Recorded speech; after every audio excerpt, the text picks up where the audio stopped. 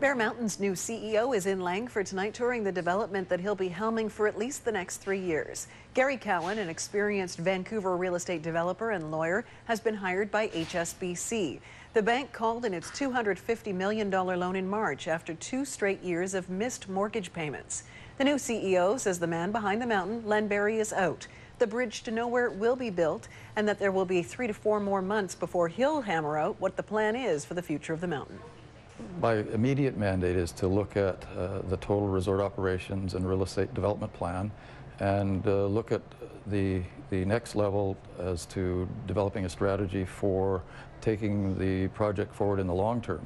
Cowan takes over from Len Barrie, the visionary who brought 2 Jack Nicklaus-designed golf courses, a hotel, retail, and thousands of homes to Langford. The man behind the mountain hit a wall of financial problems beginning last spring when a Victoria auditor alleged Barrie improperly or illegally borrowed up to $20 million from the mountain. Barrie admitted he diverted and repaid a figure far less than $5 million. Have you looked into the forensic audit, and what's your take on it? You're a lawyer and a developer. My focus and my mandate is to look at the resort operations today and the real estate development potential today, and to move the project forward. So I am not focused on what's happened in the past.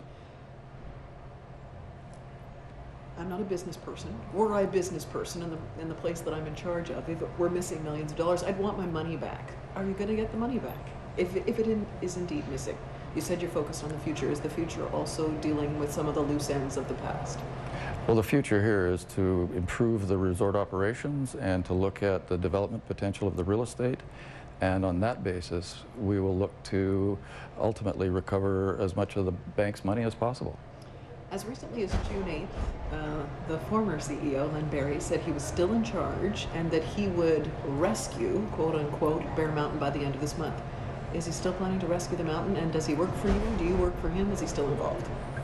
Len Barrie has no day-to-day involvement in the management or operations of the resort, and as far as any other activities, you'd have to ask Len. The bridge to nowhere is also on Cowan's radar. He's aware that construction stopped more than a year ago on the Spencer Road interchange.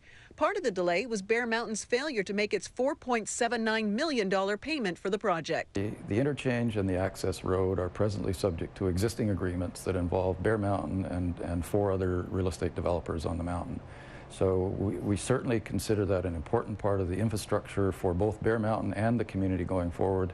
And as part of our review of the overall development opportunity here, we will be looking at all of the infrastructure requirements, and that certainly being a key piece that we'll look to see how we can progress that forward. It's a great facility.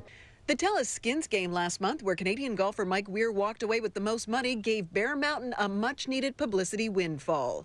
We received huge accolades, and it provided great exposure internationally and locally to the Bear Mountain Resort. And so we're going to look at the opportunity to build on that and to provide a solid financial footing going forward. Cowan says he's moving to the mountain in the fall. He has a 3-year deal with HSBC to turn the financial fortunes of Bear Mountain around, and says the bank is committed to seeing the mountain succeed. I would only encourage everybody in the community to come up here and experience it again, because we're open for business. We're looking forward to the building on the success that we had with the TELUS Skins game and the operations that go with it.